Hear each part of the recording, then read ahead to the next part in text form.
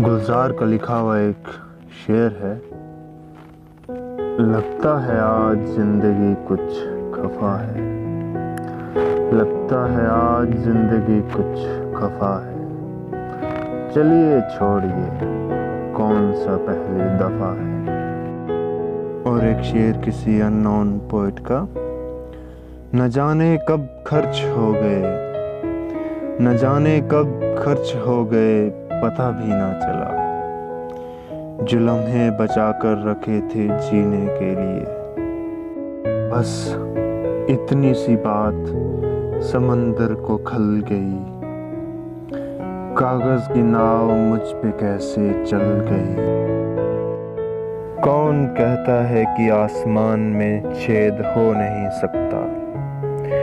कौन कहता है कि आसमान में छेद हो नहीं सकता। तुम तबीयत से एक पत्थर उछालो तो यारो। अंधेरे को बुरा कहने से कुछ नहीं होगा। हमें अपने हिस्से का दिया खुद ही जलाना होगा। एक अल्लामा इकबाल का लिखा हुआ शेर है। नहीं है ना उम्मीद इकबाल अपनी किस्तो विरां से।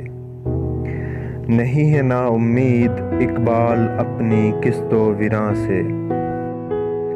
जरा सी नम हो तो ये मिट्टी बड़ी जरखेज है।